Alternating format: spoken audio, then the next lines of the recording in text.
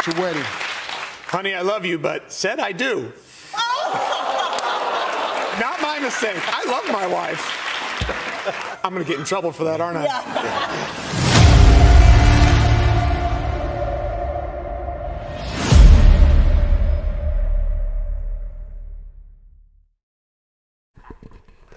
Well, hi, Crime Spies. It's Crime Spy Shannon. Hey, if Slicknard is watching, I don't know if you can see these. I had to go to the grocery store today, and as I was walking in the house, I caught a glimpse of these beautiful lupines blooming out in the garden and some yarrow. So I guess lazy gardening in Minnesota didn't hurt me too bad. At least I got some flowers. Normally by now my whole garden is beautiful. My daughter needs the mailbox key. So I just told her she's going to have to wait. So hello. I just wanted to thank you for stopping by again. Look at the Rumbly followers. We're at like what, 200 and... I just want to make sure you're up and running. It appears that you are. Woo! We are at 238. Gabby Rios, 59, greetings from Southern California. I'm very ignorant of this case. Oh, dear. We'll get you caught up. Yep. Yeah, I was a few minutes late. I'm sorry. I had a mascara emergency. So I apologize. I'm a few minutes late, but we're ready to go here. Okay, and I wanted to say hi to Slicknard. I had posted in the comments earlier, still no current video. They actually just released yesterday afternoon's video. So let me tell you what's going on. Hi, Gabby Rios, 59. I am good. I am tired, actually, and it's hotter than Satan's lair in here. But if I turn the air... Big long story, but this is a 3-level house, and whoever decided to put the furnace / air conditioner in this house, it's not that old actually. I think it's like 12 years old or something. They did a shit job, because you can have all the vents in the lower level and the downstairs level, the middle level, and we still get very little air conditioning up here. And then my window faces to the west, so I get the afternoon heat. So I have one of those portable air conditioners, which I absolutely hate because it was expensive. It takes up a shit ton of room, and I mean, it works okay, but on the back side of the house, my daughter's, I have one of those window air conditioners, which we're not supposed to have. The homeowners association gets pissed, but I say, screw you, I'm out of here soon anyway. No. But that was like a quarter of the cost, and it works just dandy. So anyway, so I've got my Batman shirt on. I feel like Super Shannon today, because guess what happened? So this morning I woke up and I did the morning video. This is such a cluster. This whole Bliefnick trial. Somebody reprimanded me on Twitter for saying Bliefnick incorrectly. So Bliefnick trial. Okay, so cameras are allowed in the courtroom. Good. But for some reason, the judge won't release the video footage until after each session. So here we are. So yesterday I was like, Jesus God, what am I going to do? So I did like a morning kind of like reading of tweets I had cobbled together. I had found 3 different places on Twitter that seemed to be doing a pretty good job. Thankfully today, Muddy River News started putting their afternoon one at least in a thread, so that helps. But then I didn't trust them, so I apologize, Muddy River News. I still just cobbled it together just because I just want to make sure everything's on the up and up. So yesterday, like around noon, I did a morning recap that I ended up deleting because yesterday afternoon, I did a whole day recap. So kind of what's the point? So then this morning I woke up and saw that, well, I think actually yesterday when I was done with the recap, I did see that the opening statements from both the prosecuting and defense attorneys, their video was up. And the nice thing is, at least they're editing it, so that's they're truncating it. Personally, I'd rather just have it raw so I can just get it done, but whatever.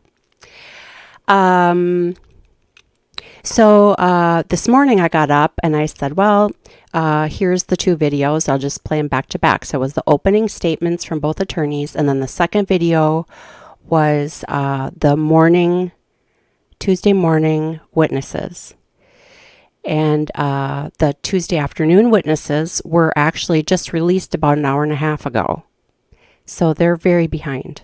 And to be honest, I'm not even going to mess with it now, probably. Well, maybe I will. Maybe tomorrow. But anyway, so here's what I'm doing.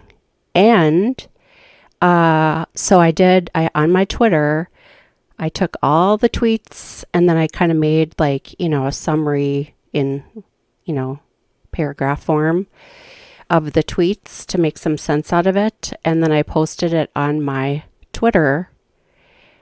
And guess what? Muddy River News emailed me and said, can you send me that? I'm going to be on Dan Abrams on News Nation tonight, and I would like to have it.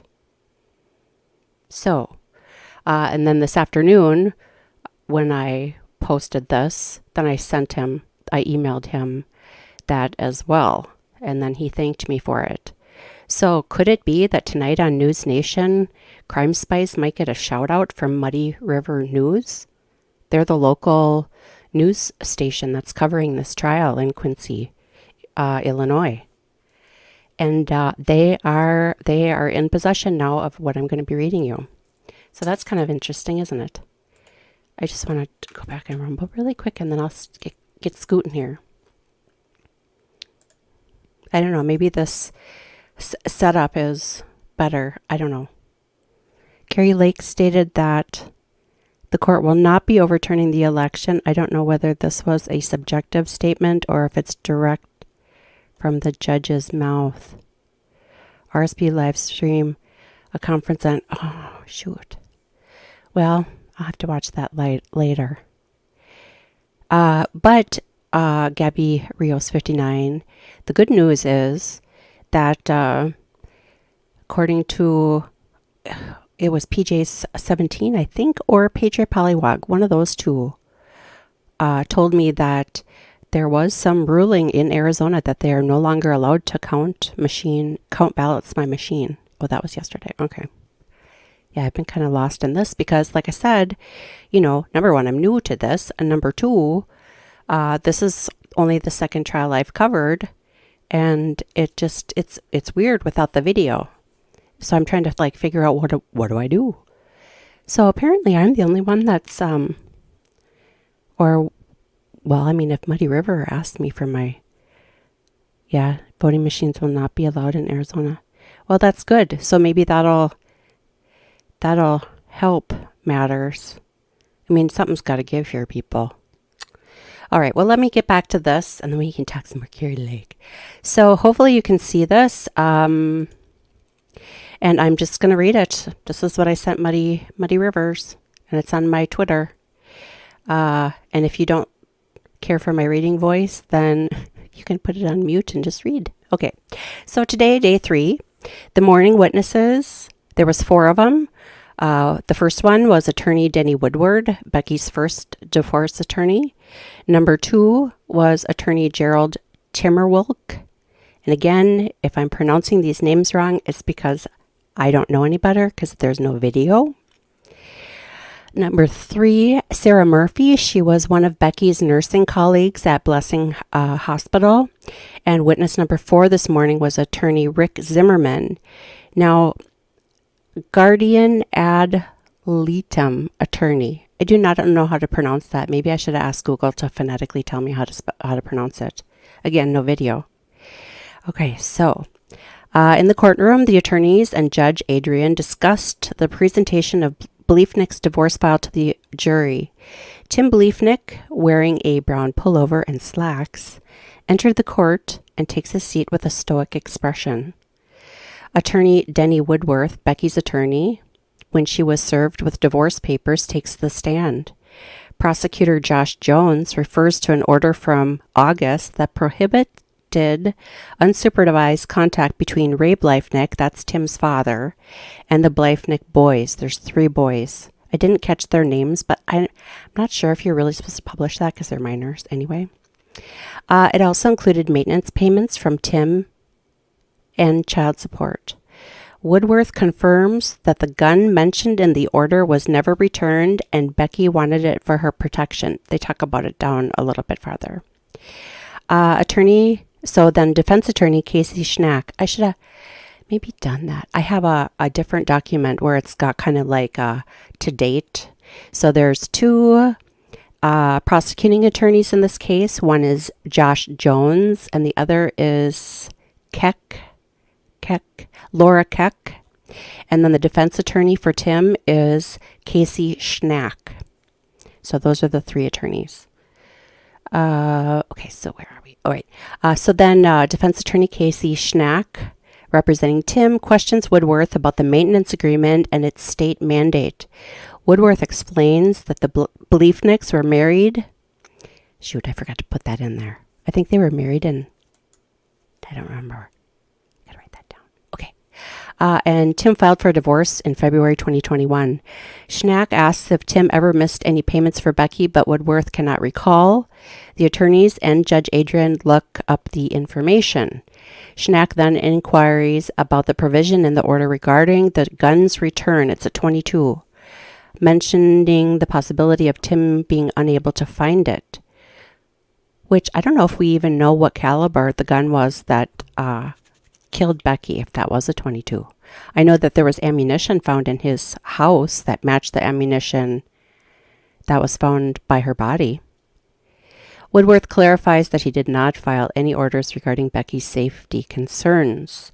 During redirect, Jones asks if a respondent can receive maintenance alimony if they are deceased, to which Woodworth replies no. Woodworth also confirms that Tim Bliefnick earned significantly more than Becky. Woodworth mentions show cause for Tim's payment obligations. Schnack points out that it was never finalized, and the court concurs. Schnack then questions if the court could alter someone's income if it was reduced by choice, and Woodworth agrees. Jones concludes by asking if the divorce was final, and Woodworth states that it was not because Becky Bliefnick was murdered. Again, I'm cobbling this together from tweets I get from Muddy Rivers News. So I'm not going to know for certain if even their, wording is accurate till I get the video. I mean, it was pretty good yesterday.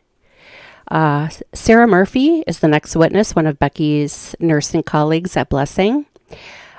She recalls a conversation with Becky where she mentioned that if anything happened to her, they should look at Tim. Schnack then objects, and Judge Adrian calls for a discussion in chambers. The objection is partially sustained and partially overruled, allowing Assistant State's Attorney Laura Keck to proceed with her questioning. So looks like Jones did the questioning of the first witness, and then Laura Keck is proceeding with the second one. Keck asks if Becky had mentioned that Tim said, "I'm tired of playing your stupid little games." Murphy confirms this. Schnack refers to the conversation as girl talk, and Murphy agrees that many comments were made in jest. However, when Keck asks if Murphy can speak to what Becky was thinking, Murphy admits she cannot. Just want to make sure you're getting... Yep, okay. The third witness of the morning was Gerald Timmerwilk, Becky's second divorce attorney. And I believe he works in the same office as the first guy. I believe that's correct. I don't know why I didn't put that in here. He describes the divorce as very contentious and notes that Becky was a stay-at-home mom before becoming a nurse in a certain year. Oh, that is my mess up. I think it was 2016. Long story. Timberwolk mentions the court order that prohibited Becky and Tim from entering each other's houses and required them to stay within 3 feet of their cars during drop-offs. This order was issued by Judge Adrian, so the same judge presiding over this murder trial is the one that was presiding over part of their divorce. That's interesting. I also thought that this was weird. I mean, I'm divorced, and I don't remember that even being an option. I mean, you know, for all of you who have been through divorce out there, do you really want to go into your ex's house or vice versa?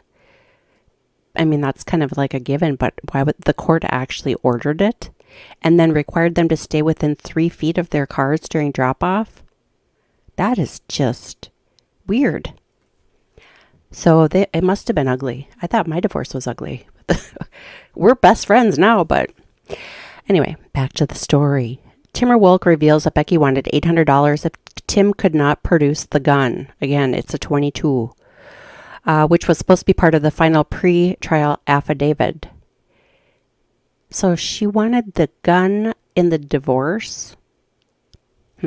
Schnack objects when finances are discussed, but Judge Adrian overrules the objection. Timberwolk states that Becky sought $481,000, 50-50 custody of the children, while Tim wanted 60-40 split custody. And I'm wondering if the $481,000 is that like the proceeds from their house? I don't understand where that, or maybe, you know what, maybe that's part of his like pension or something. I know my mom, I think when my mom and dad, she got half of his pension.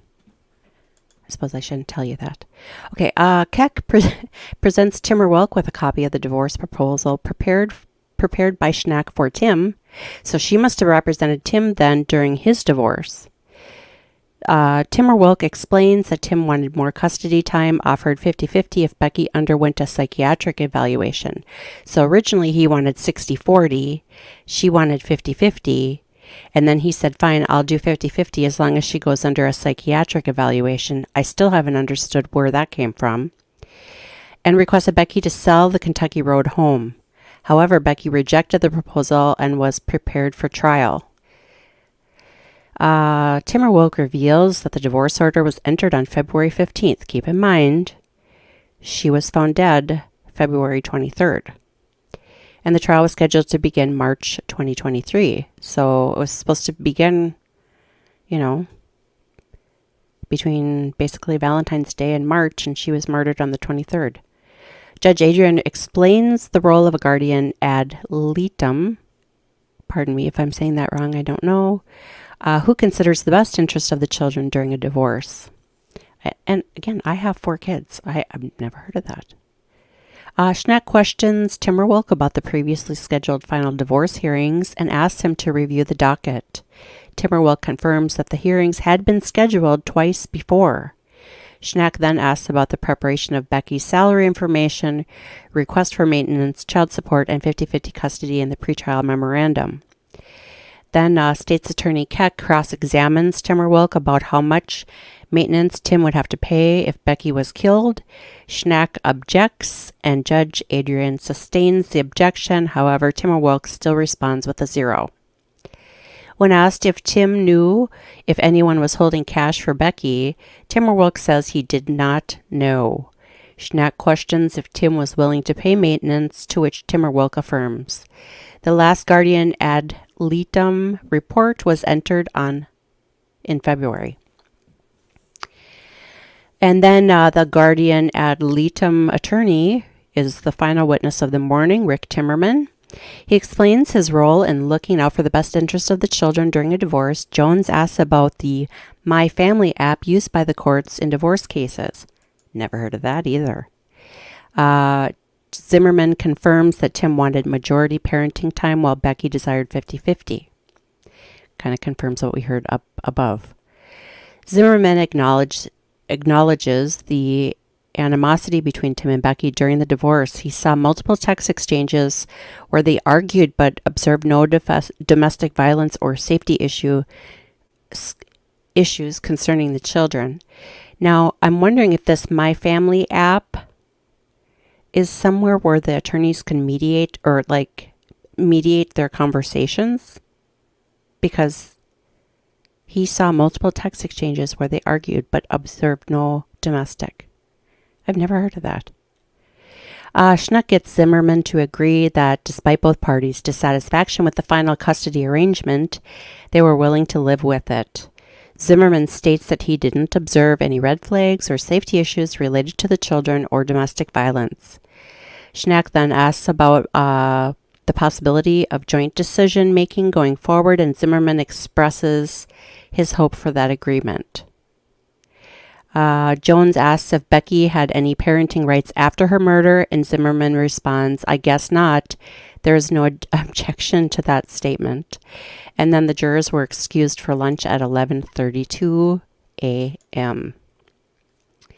So now we're going to share this. I just want to make sure everything is good. Okay, yes, you can see that. Hello, hello. And hello, hello.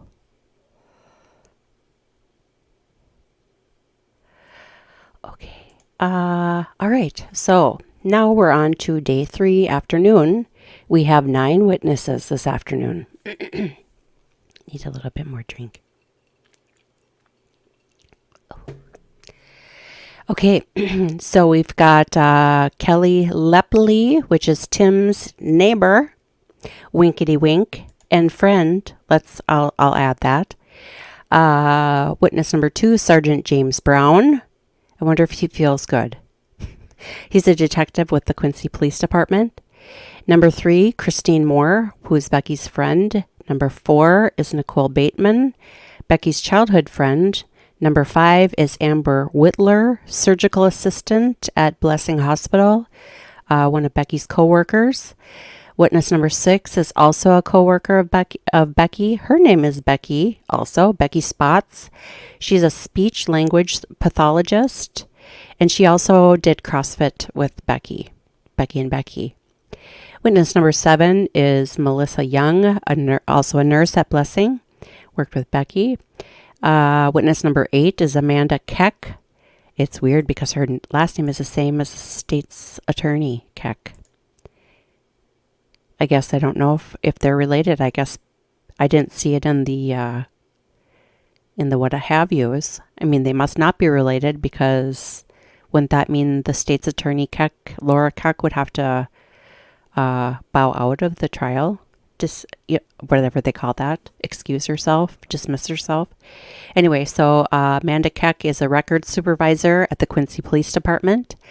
And the last witness of the day is Lieutenant Shannon, oh, that's a nice name, Pilkington. She's also at the Quincy Police Department. Judge was a little feisty when he started court this afternoon at 1:02. He reiterated the requirement for all individuals in the courtroom to turn off their cell phones completely. He emphasized that off means off, explicitly instructing them not to keep their phones on vibrate or in airplane mode. Again, really don't know what's going on in the courtroom because we haven't seen much. The afternoon first witness, Kelly Lepley, is called to testify and takes the stand. Kelly informs the court that she relocated to Quincy in 2021 and resided in an upstairs apartment on Hampshire adjacent to Tim Bliefnick's residence for approximately 1 year. She lives in Pennsylvania. Oh, yes. She subsequently moved to her current residence in Pennsylvania.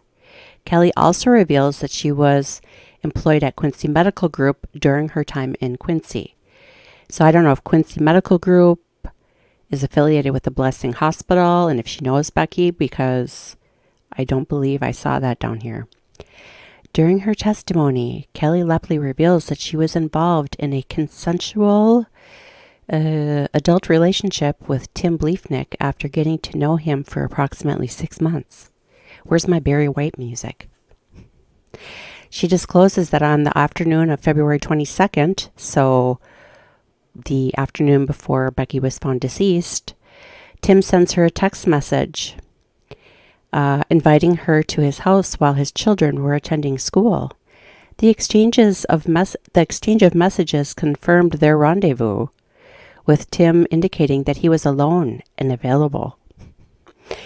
Kelly arrived at Tim's house around 1:15 p.m., and after their afternoon delight, she departed from his residence. Doesn't say how long. How long she was there. I thought that was funny. I guess I shouldn't find anything funny, but it's been a long day. This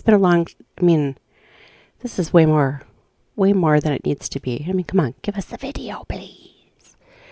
During questioning by Schneck, Kelly confirms that she never visited Tim's house when the children were present, nor did Tim come to her residence during those times. Following her testimony, Kelly Lepley is excused from the stand. So that's it. Next witness is Sergeant James Brown, a detective sergeant from the Quincy Police Department. He conducted search warrants on various electronic devices relating to this case. Unfortunately, he was unable to obtain video surveillance from Becky's home due to her failure to pay for a subscription that allowed for video recording. Tim Bliefnick also did not have any video surveillance at his residence. Furthermore, an Amazon device in Becky's home did not contain any audio files relevant to the investigation. Okay, so first of all, why would you have a home surveillance system without video? What's the point? Then you can just get one of those little fake cameras with a little red light on it. And second of all, like the witness yesterday that had the video recording, but it was too grainy to make out who the person was on the bike or who the person was walking up and down the driveway. Like, what's the point? Doesn't make any sense. And also, what's that thing called in your house, Amazon? I forget. It's Echo. No, it's got a name. It's not Siri. That's Apple. Throw that shit out. My daughter brought one home from her dad's house one time, and I said, I'm throwing this in the garbage unless you bring it back over to your dad's. I don't want it in my house spying on me. Yet I wear Apple Watch, so I guess, what's the point? Sergeant Brown acquired phone records from AT&T, which indicated that Tim made a call to St. Peter's School at 1:51 a.m. on February 23rd, lasting 53 seconds. So remember yesterday, I think it was witness number 3 was the secretary at the school, indicating that Tim did call and say that he was going to pick the kids up instead of letting them walk home from school. So let's keep in mind the time. Another call was made from Bill Postel. That's how it's pronounced. I did hear that this morning when we listened to the video. He is Becky's father, the one that found her deceased. So another call was made from Bill's phone to Tim's phone at 3:06 p.m. on the same day with no information available about whether the call was answered. At 4:14 p.m., Bill made another call to Tim and they conversed for 2 minutes and 57 seconds. So here's a question.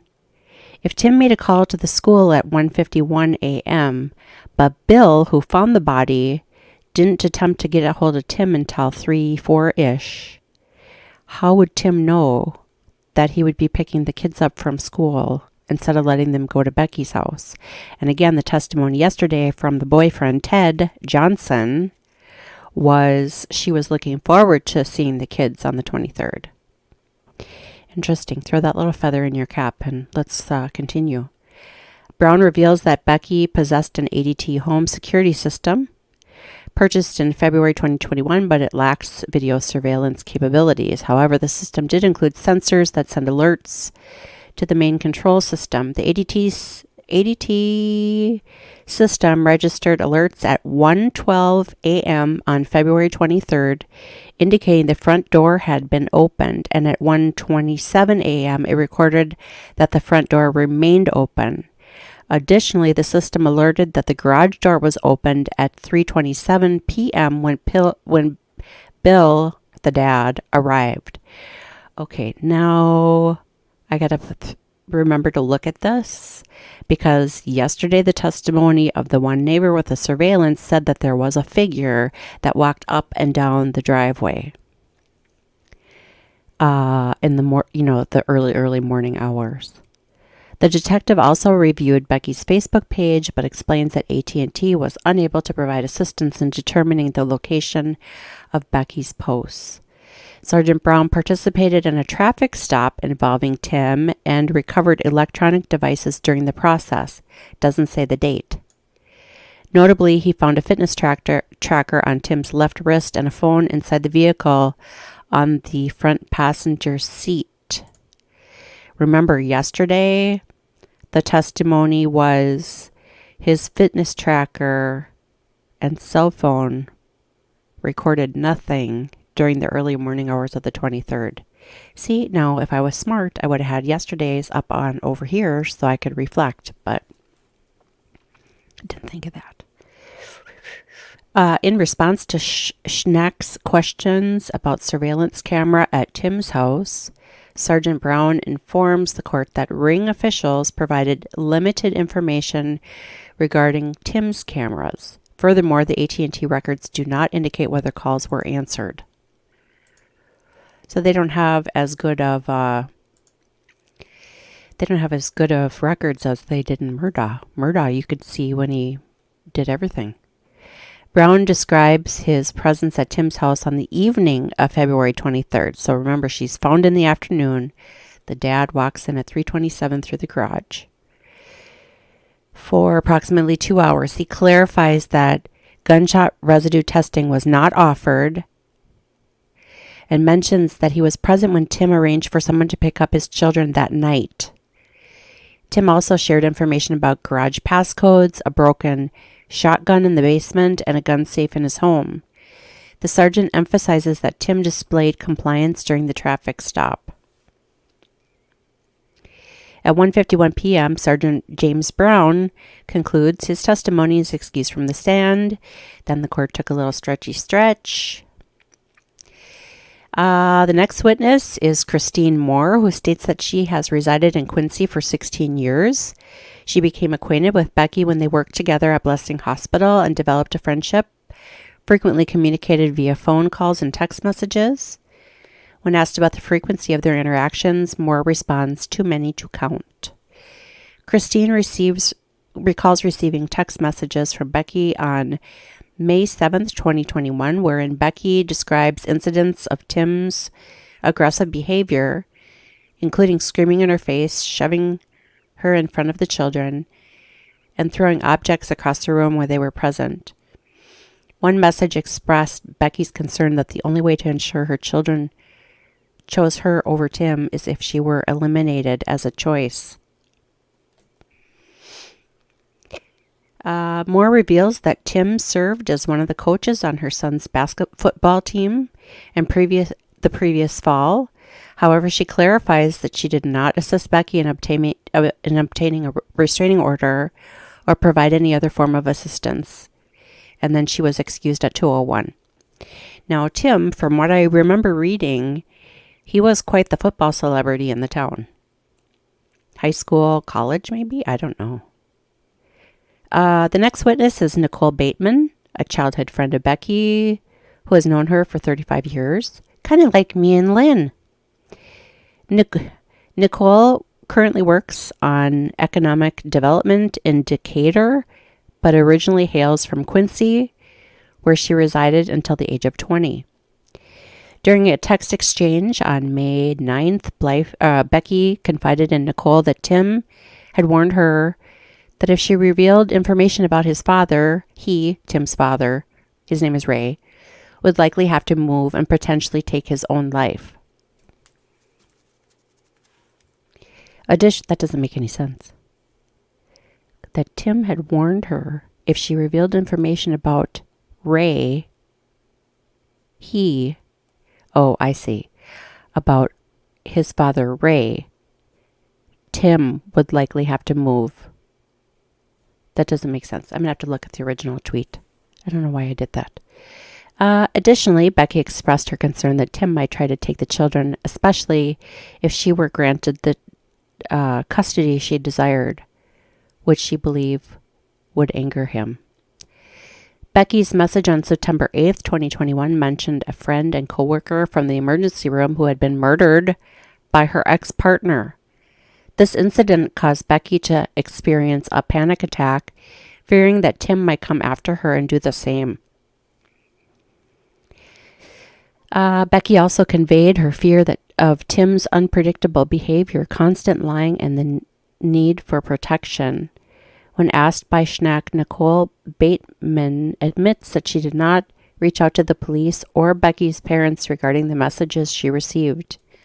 In response to Jones' query on whether she wished she had done so, Bateman affirms, yes. Then court took a break at 2:11, resumed at 2:30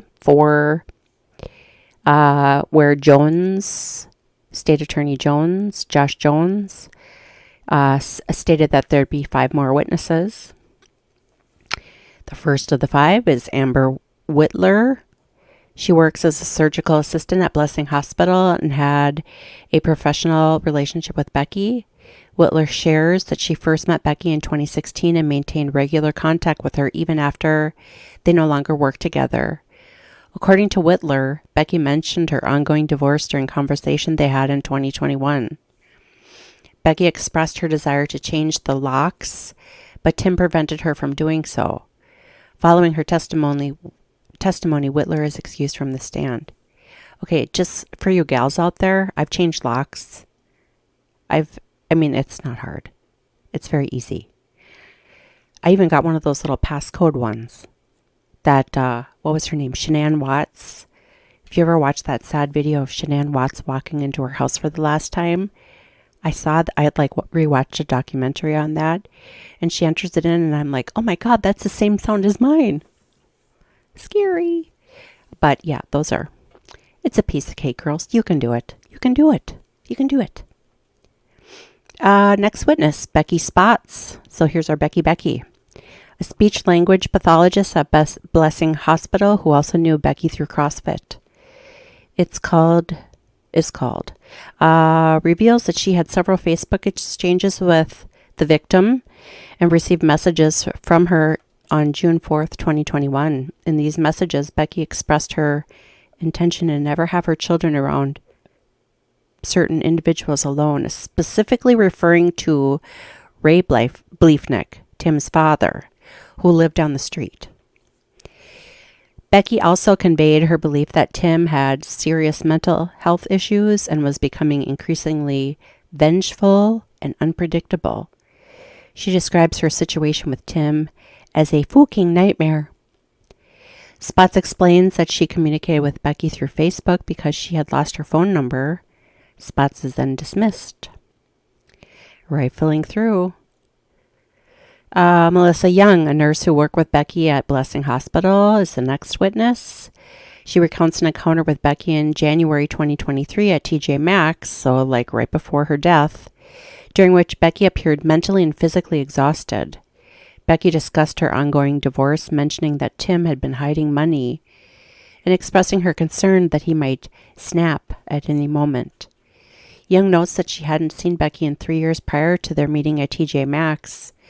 After providing her testimony, she is released.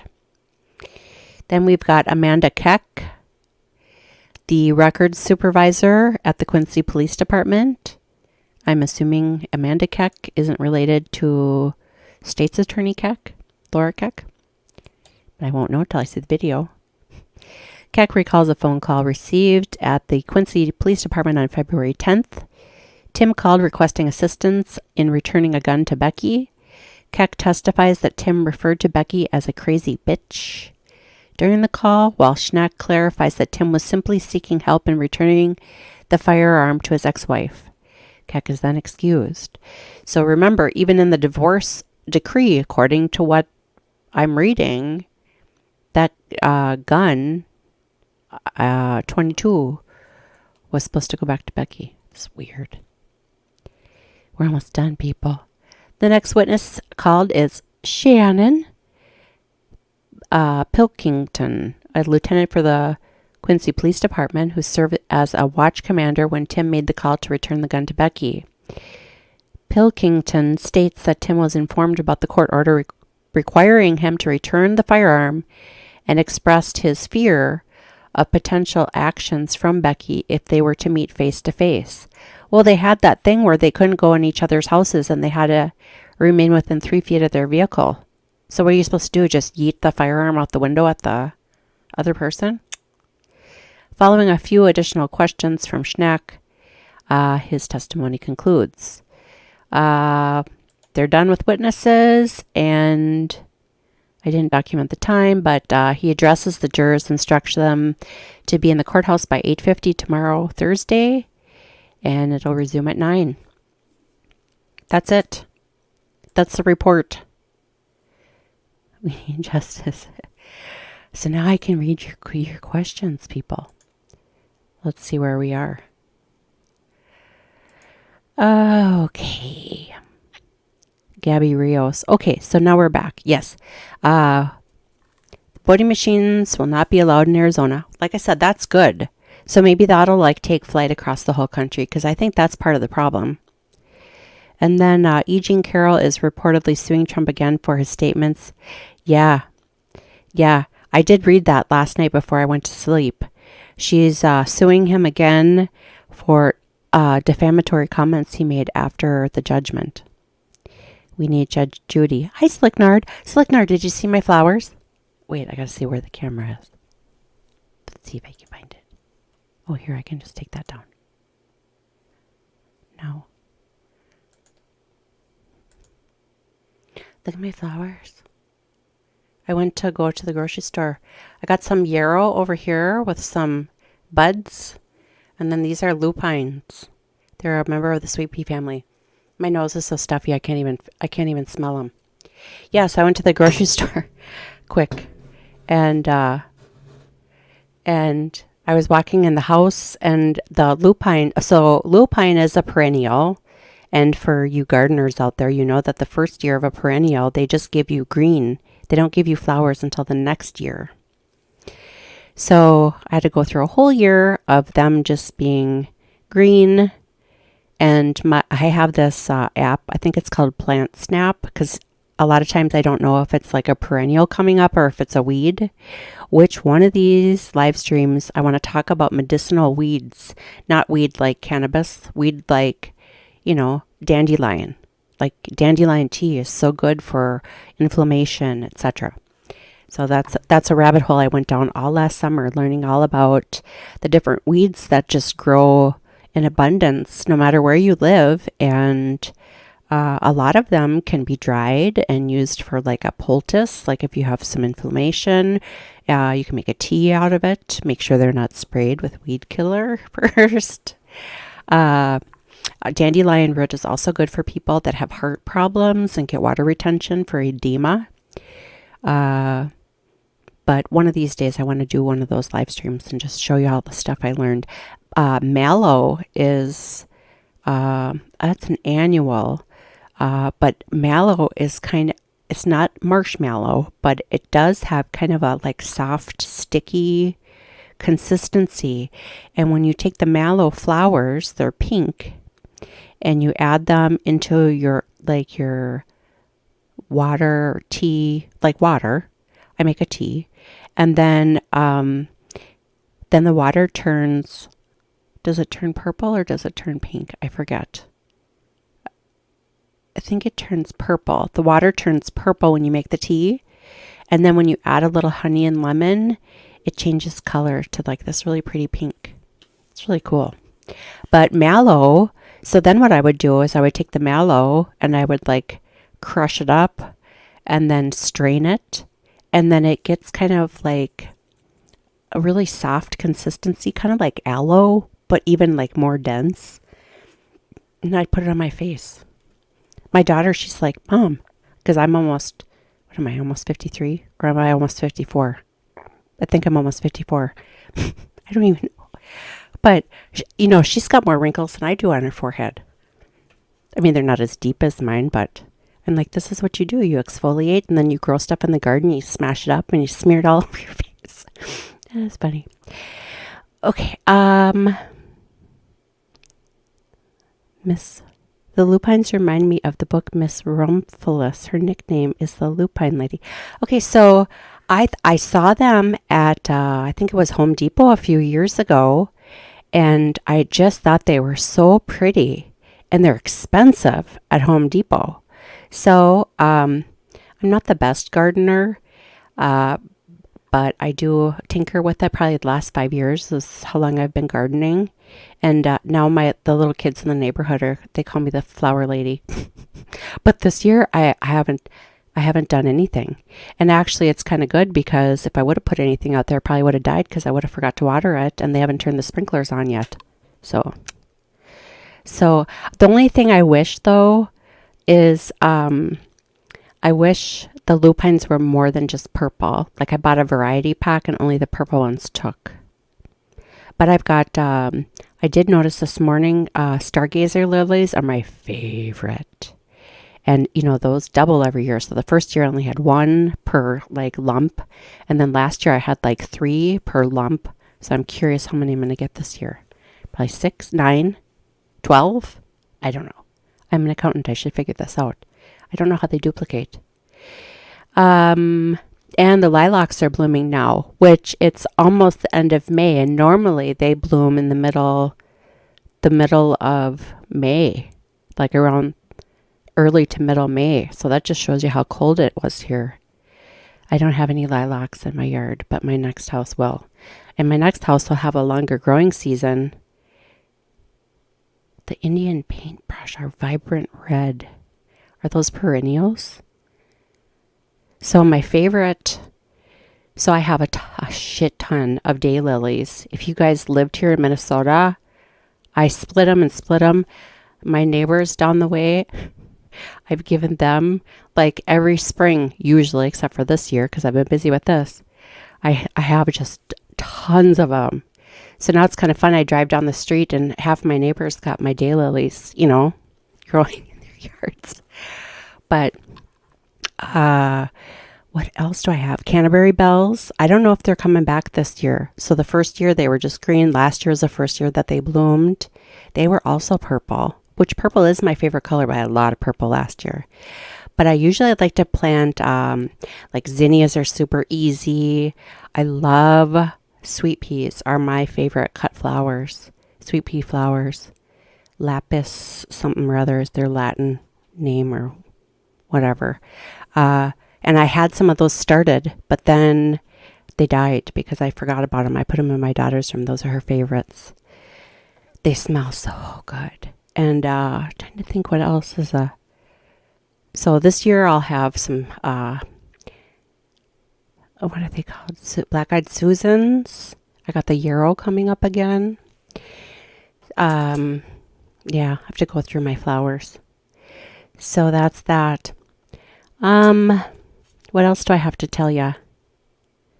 So I'm going to go try to find, well, I'm sweating now, so I better go. Honest to God, it gets so hot in here. So I'm going to check out News Nation, Dan Abrams, and see if that guy from Muddy River gives Crime Spies a little shout out. Wouldn't that be cool? That would be really neat. And then he sent me a message through Twitter or through my email saying something like, yeah, every day just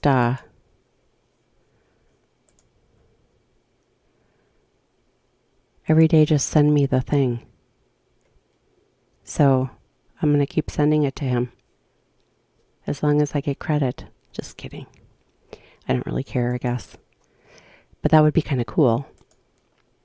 So I guess the cool factor. What else do I have to tell you? Oh, so tomorrow there's a subcommittee hearing on the politics side. From my understanding, I haven't had a chance to look yet, but I believe that's the one John Durham is supposed to be testifying at. That's at least what the letter that Jim Jordan sent him was Thursday, May 25th. So that'll be interesting. I'll be covering that live. And as far as this trial goes, I guess this is what I have to do until we get some consistency in the videos. I do know Muddy River guy said they're doing it on the fly. Because I told him, I said, well, it really helped this afternoon that you put your tweets in a thread. And And they also said that they're working with a new video something. So I don't know. But I guess this is it. Which is kind of unfortunate, but I don't know. Maybe it'll save me time once I get the hang of doing this. We'll see. Alrighty, people.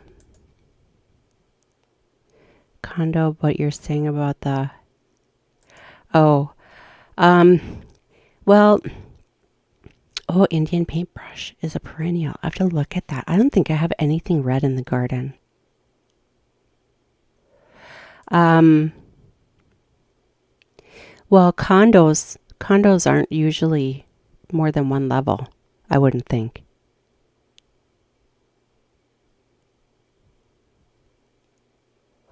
Compromising.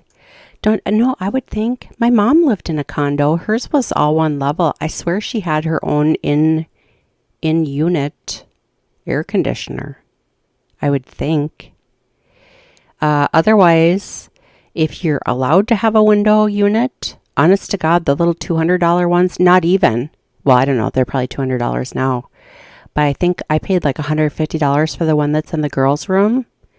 And it's... I don't remember how many BTUs it is. This one's like 3 times as many BTUs as what they have. But theirs is just like a regular old window unit that you stick in. And theirs is so much better than mine. Mine is one of those portable ones. So you just have the little venty thing that goes out the window. And it produces, that vent produces so much heat. And then I just don't think... I think they're kind of crap. They're called portable air conditioners. They're like $400 or $500 for like a room or a big room. But I was sick and tired of sweating up here. And all my neighbors, same thing. This one neighbor, well, I think when I got these air conditioners, because I think I got mine first because mine gets the worst. The girls get heat in the morning, but it's not as bad. Often come multiple levels. Some buildings may have over 100 condos. They have condo complexes. Yeah, I would hate that. I'm weird with noise. So like my mom, like I said, she used to live in an apartment and then she got a condo a couple years before she died. And oh, her condo was beautiful. So sad she died not long after being able to enjoy that. But I can't stand like other people's smells, like in the hallway. I don't know. If you want a smaller house, if you're downsizing, they make little like detached townhouses, but then you're still, married to an association or, and that just blows. But then you don't have to mow your grass. I don't know. There's give and take. Let's see. So, okay. So Glenn Beck, Great Reset. I got the first 2 chapters up this morning. So tomorrow will be chapter 3 of Great Reset because it's an hour and a half. And then the subcommittee hearing. And then the Bliefnick trial. Going to Texas or Florida. Okay, so I want to move back to Florida. That's been my plan. I actually almost looked at a fixer-upper in 2016. The kids and I went down there for like a week and a half. And it was in St. Petersburg. It was just a shithole. But it was super cute. Super cute. And I thought, well, maybe I'll just buy it. And then I'll go down there like in the summertime and, work on it. So then by the time the kids graduate in 2024, it'll be all done and ready. And, we could spend summers down there in the meantime and, maybe rent it out or whatever. And, boy, I'm kicking myself for not getting it now because all the real estate down there is like 3 times as much as it was in 2016 when I looked. Even my exact own. So I lived in Carrollwood, which is very, very north Tampa. So if you take Dale Mabry, the main drag in Tampa, all the way up, almost to like the edge of I think it's Odessa or Lutz or something up there. It's by Gaither High School. Anyway, I looked at my old apartment, exact same unit, exact one. And it's $1,400 a month for a 1-bedroom apartment. I think we paid like $300. I mean, I can see like 1,000, but $1,400 for a 1-bedroom apartment.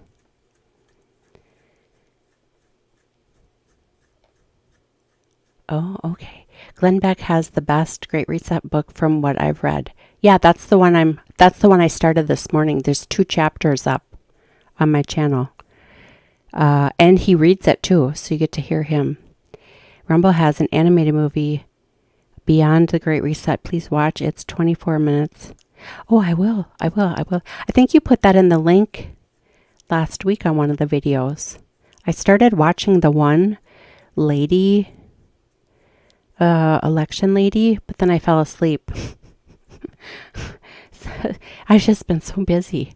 I still need to go to the grocery store. Well, I went this morning for like bread and milk, but I need to like go for grocery shopping for real. I need coffee. That's the one thing I forgot today. I'm down to instant. Yuck. Yeah. So I'll check that out. I'll put it on my list. And actually, I'm going to put that in the comments right now because I'll forget. And the best, and these, paste. Oh, that's not it. Tina Peters. Yeah, that's the one I started, but then I fell asleep. I get up at like 5. I get tired. See if this works now. Yes. Okay, note to Shannon. I'm putting it in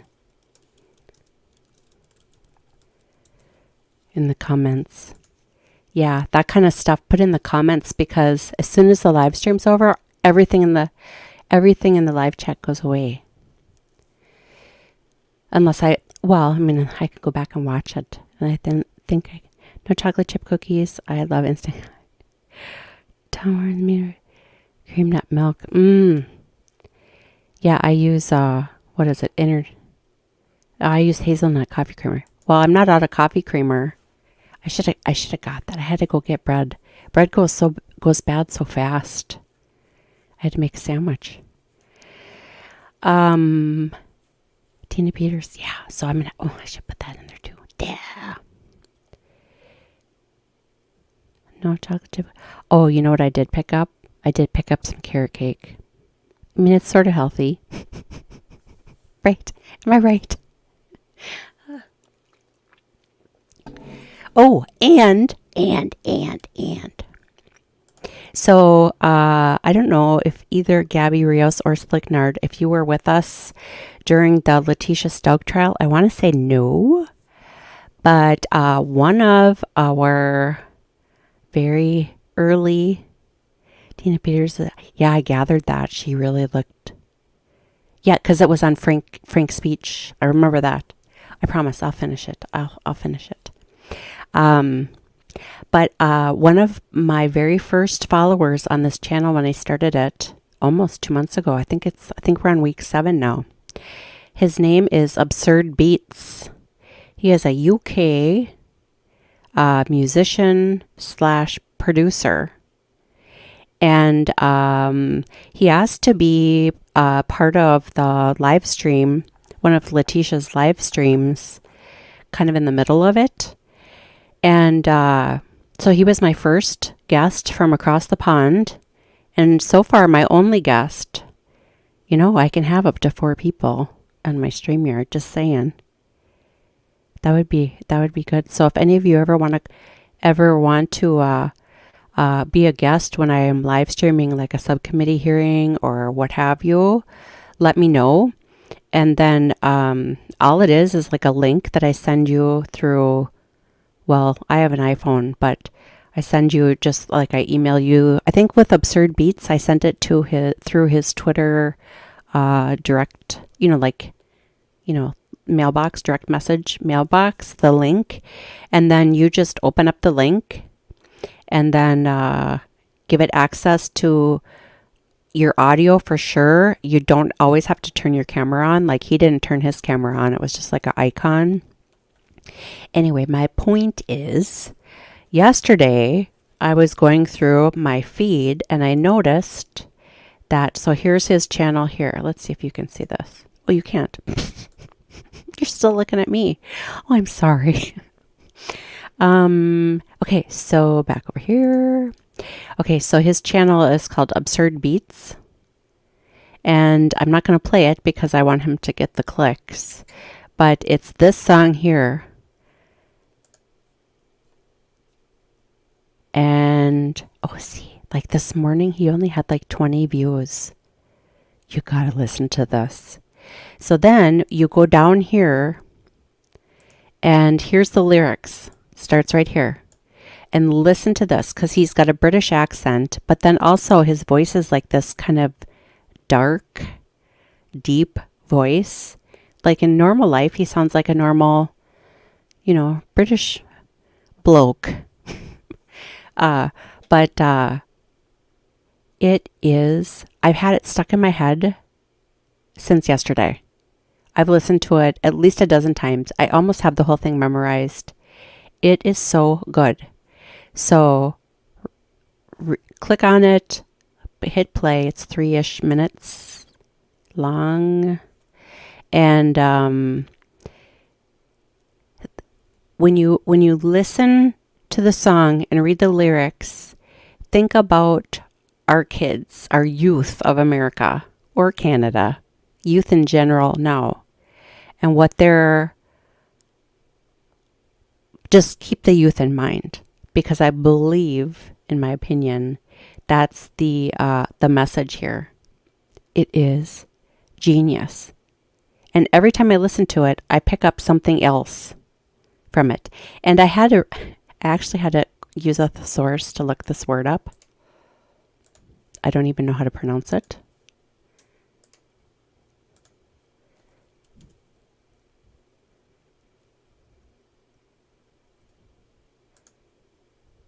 Its message is the person who has superior knowledge and understanding of a particular field, especially in the fine arts, literature, and world of fashion. So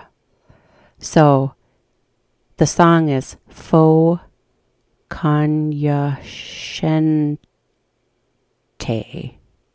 I don't know. Oh, wait. Cognoscente. So the song is called Faux Cognoscente. So faux, so person without superior knowledge or understanding. Honest to God, you'll love it. You'll love it. You'll love it. You'll love it. I can't wait to get my outside pool situation schedule set up finally, hopefully by this weekend. And then get my stereo hooked up and turn it up outside and blast my neighbors out. Because I will. Why not, right? Okay, so with that, I bid you adieu. And tomorrow, let's see if tomorrow is as bumpy as yesterday and today has been with the Bliefnick trial. But hey, I know the subcommittee meeting will be fantastic. I know what's going on there. Let's hope they don't take a break in the middle of it and then leave for an undetermined amount of time like they did last time. God, gotta catch a break. So if you have a chance, follow me on Twitter. And if I find that clip from Muddy Rivers News on Dan Abrams' News Nation bit tonight, I'm going to play it and see if Crime Spies might get a little mention. That would be super cool, wouldn't it? Alrighty, people. Much appreciate your following. And so tomorrow, Chapter 3, Great Reset. Hopefully some video from today's testimony, which is completely screwed up, but it is what it is. You know, it's too bad I can't like marry up the two like this and then tomorrow's video, but hopefully it'll get better. And then subcommittee hearing, and then the afternoon will be day 4, Bliefnick recap, either in this fashion or something else. Have a beautiful day, people. Thank you for being part of the Crime Spice family, and we'll see you later.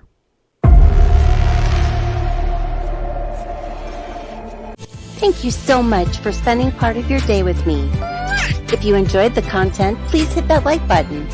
Share this video on your social media. Subscribe to our channel. Turn on those important notifications. Follow us on Twitter. This channel is new, so that means we work for free. Any support is most appreciated through Rumble Rants, Venmo, or Buy Me a Coffee. All links are in the description box below. I look forward to your next visit to Crime Spies. Thanks again so much and have a blessed day.